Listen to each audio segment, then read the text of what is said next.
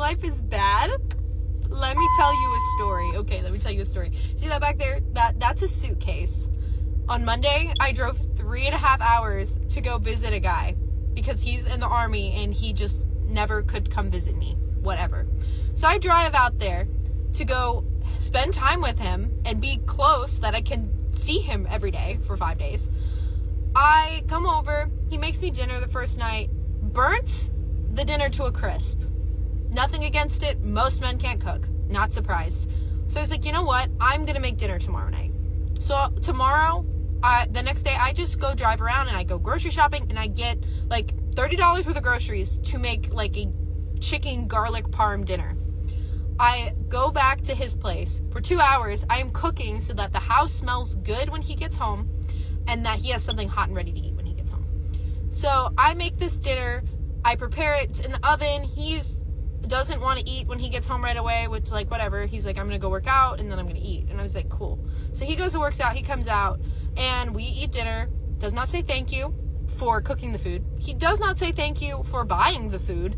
And he doesn't even really compliment. He was just like, at the end, it was like, oh, it was good. That was it. And so then I do the dishes and I clean up. He kind of piddles in there a little bit and like dries and puts away the dishes. And I was like, okay, well, maybe he had a long day at work. You know what? I have no idea. He's in the Army. Who knows? Who knows what kind of day he had? So I was like, okay, I'll try again tomorrow. So the next day I go out and I get more groceries. I buy the groceries. I go back and I make dinner. He comes home a little early and he goes straight to his bedroom. Straight to his bedroom. And I'm like, okay. So I wait an hour and a half and I'm like, well, he's still not out here. So I'm going to make dinner and eat because I'm hungry.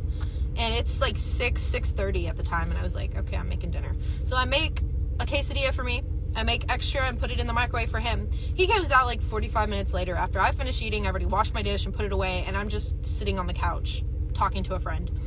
He literally, I was like, hey, dinner, I made dinner, it's in the microwave for you. And he was like, cool. Goes in, grabs it, literally walks right back to his bedroom. Right back to his bedroom and sits in there and eats the quesadillas that I made by himself. And I know I'm really worked up about it because right now it is 10:30 at night and I am going home a day early because I'm not doing this. I'm going to be home at 1 a.m. I don't care. So he comes back out and I was like, so what'd you think of it? And he was like, it was good. Tasted like an actual quesadilla. It tasted like an actual quesadilla because it was an actual quesadilla, okay? It was an actual quesadilla. I was like, okay, whatever. It's fine. I'm not making dinner tomorrow night. I'm just not doing it. I'm not spending more money on this ungrateful man. So he comes back from work and he's like, hey, what you been doing? You just been chilling today? I'm like, yep, just been chilling. Calling people back home, they're checking in on me, whatever. And he was like, okay, I didn't know if you made dinner or anything. I'm like, no. I made dinner. No, I did not. So I was like, do you want to watch a movie tonight? And he was like, well, I think I'm going to just work out and make some dinner. And I was like, okay, cool. So he works out, he burns something in the kitchen for dinner. And I'm literally like waiting to see if he's done and we can watch a movie. He goes back to his bedroom like a troll, like a hermit. And so I go and I sit on the couch and I'm like, you know what? I'm going to watch a movie. So I walk out there to go sit on the couch and select a movie. And I hear this man in his bedroom talking to another woman. And I literally have the receipts on this, but he's literally in his bedroom playing a game, talking to another woman. And like the first night that I came over, he was like, I'm going to go back and play my game. And I'm like, I wonder if he's just been talking to this chick the whole time. So I was like, I was on the phone with my friend. I said, you know what? I'm leaving. I'm going to just make up some crappy story and I'm leaving. So I packed up all my stuff. I put it by the door and I knocked on his door and I hear him, oh, hold on a second. Somebody's knocking at my door. I'm going to hang up and I'll call you back. I'm like, somebody's me, that person that drove 3.5 hours and took time off work where she could have been earning money to spend time with you. Yeah, that's that someone. So he opens the door and I'm like, hey, my mom's having a medical emergency. She's in the ER. I gotta go home. Total lie. Super fabricated. I mean, I really should have just told him straight up that I think you're boring. I think you have no manners. And why are you talking to another girl in your bedroom? Like, while one is sitting on the couch, literally in your own home. So yeah, I am currently driving home. I am set to arrive at around 1:30 a.m.